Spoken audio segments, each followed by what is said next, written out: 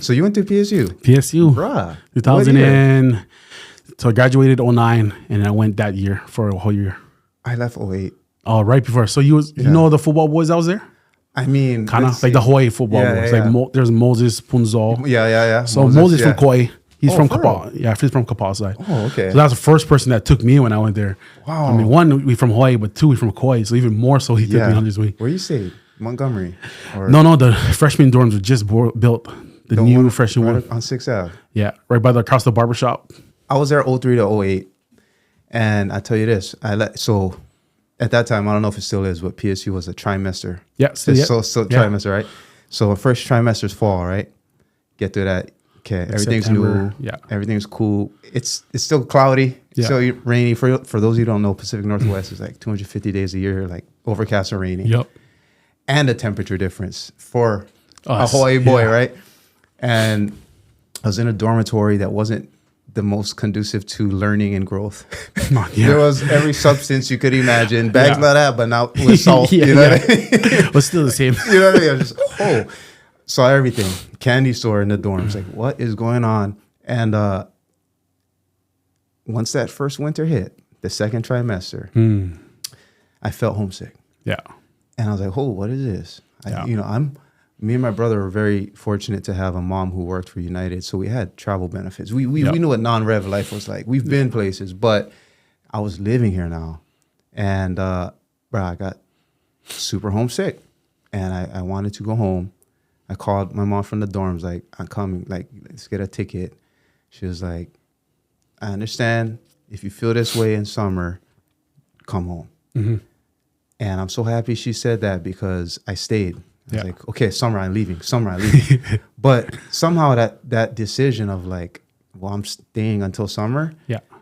Just everything got better. Mm-hmm. And I started playing sports. I started playing soccer over there. I played soccer. Yeah. I started playing pickup games, soccer. I started just the physical activity. Yeah. Got me through this gloomy. Yeah. Ignoring what's going on sometimes. And then from there, boom, the next 5 years was just like a flash. Yeah. So I would have stayed there, but so I was there during Jerry Glanville's era. So I was actually at the end of his era. So that's why I came that way, because that was actually Hawaii staff. So Jerry Glanville we never had the greatest year that year. And so when they fired all of them, I had a decision, like, do I stay? Do I go home? So I stuck it out for spring to see the new coach. Yeah. And then I was like, I'm still going to play football. Yeah. And so that's why I kind of, maybe I'll walk on at UH. So I came back home, walked on. I got my scholarship back basically for UH and then carried on. So you was there, what, 10 to 13. 10 to 13. No, PSU. Oh, PSU 09 to 10. So that's okay. In that small, I guess you never had time for get homesick. You was busy. You was already an athlete. Same with you, right? After right when we got into winter, because I still stayed there because of trimesters and stuff. That's when it kind of hit. But I think what was making it easier and why I would have stayed was, you can spot Hawaii people from a mile away. Tell me. Even in the dorms, you just look around, you see flags hanging everywhere. And so when I really got sick, I was like, what floor is that? Okay, I'm going to knock on that door. One tip before I leave the Portland conversation behind. For somebody, another Hawaii-born person going to, let's say, Pacific Northwest. Let's get real specific. Either Portland, Seattle, Tacoma, I don't know, Pacific Northwest. And you're in that first winter. What kind of advice? Mine is just, play soccer. That's my thing. Play a sport, a team sport. That'll get you through it. What's your kind of tip for beating homesickness? Just like you said, stay busy. Stay busy. Like when you have too much time on your hand, like you leave it to your thoughts, right? You just sit around and you just dwell on a lot of what ifs and I missed this and I missed that. And so when you're busy, you don't pay attention to that, and then you create a lot of relationships that will get you through those hard times. Like, if you're in the Pacific Northwest, look around, you're going to find Hawaii people, I guarantee you. Plenty out there. So much. And there was luau seasons out there too. Yeah. So we'd go to Oregon State's luau and up to Oregon. And that's only my first year. That's right. OSU is like an hour and a half away. Yeah. Eugene. Yeah. The reason why I would have stayed more, my best friend Mike actually went to Oregon State. Okay. So if it was that homesick, hey, Mike, I coming up. He's like, yep, got you. Yep. Oh, okay. No, you know why? Because just listening to you, like, people would think, wow, this guy has some perseverance. Like jiu-jitsu, already a martial art, right? Mm-hmm. To achieve any level of proficiency requires you to go through some shit. It does. And diving 100 feet 2-minute breath holds at 100 feet. Like, bruh, these aren't easy things, right? Yeah. So homesickness, like, bruh. Yeah.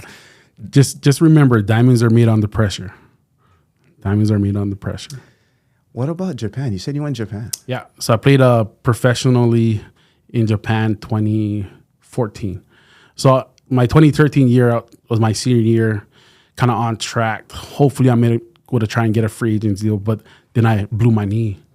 Utah State, someone fell on my knee. They thought it was an ACL tour. Luckily, it was only MCL. So I made it through the season, and then at the end of the season, I could barely walk, right? So I had to tell my agent, like, oh, what's the next move? He's like, can you do pro day? I was like, I can't even walk, bro. And he's like, well, we'll try and heal, and we'll see how far it gets. And as we got closer and closer, I'm like, I don't think it's going to work.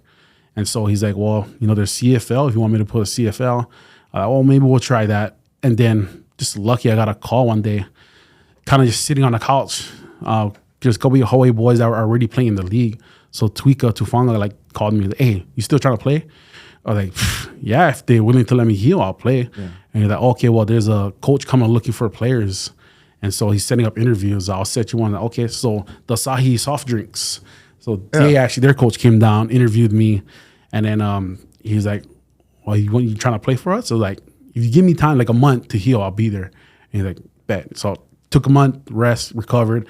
And then he sent me on the first flight out in like that April.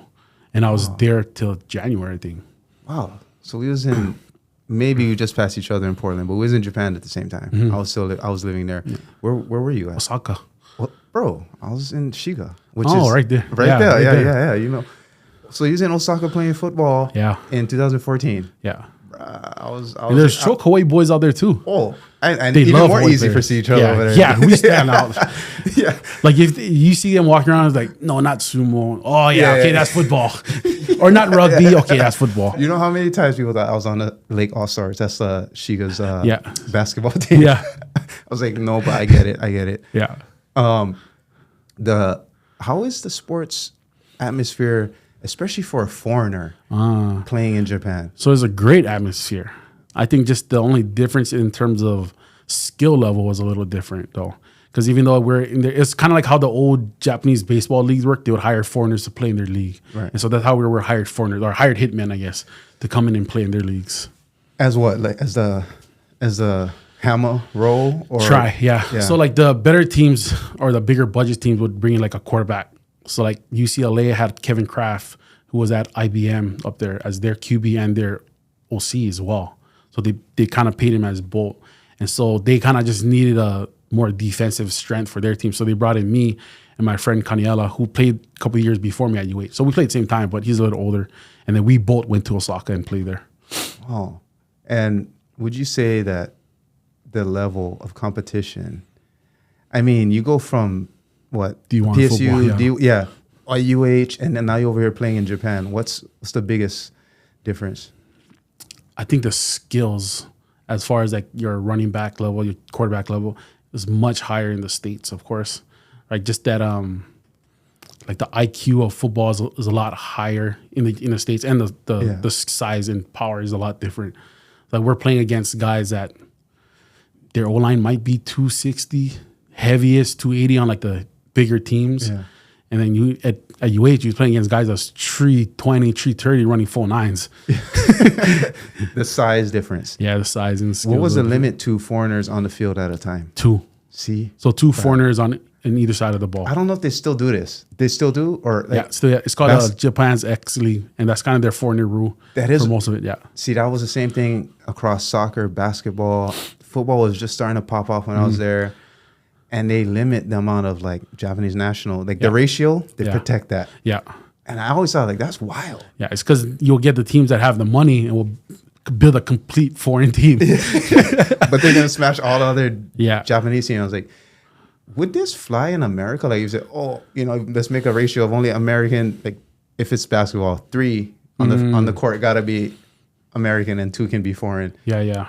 That'd be challenging. It's hard because like our athletes in America's on a much greater level at the professional level, especially with an international sport like soccer. It's kind of hard, but like football, that's super American. Yeah, very American. And so what I found out when I got there was the league was going on almost 15 years, maybe even longer Then I got there, and I got there in 2014.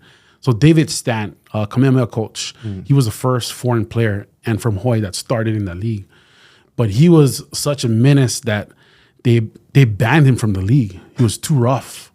Like the hard nose. He came from the hard nose era, was playing football in Hawaii and like through college. And then when he got there, he was just kind of demolishing people, and they saw it as like being dirty. Yeah. And he was like, no, this is how we play in the States. And so when they banned him, he became a coach. And so he coached at like Yale University, a bunch of other universities. Bro, that's like the top university. David Stan. That's all because of him. He built that program. Wow. And now he's Kahuku's head coach, I think now. So he came back home. Wow. Dude, thank you for educating me on that. Yeah.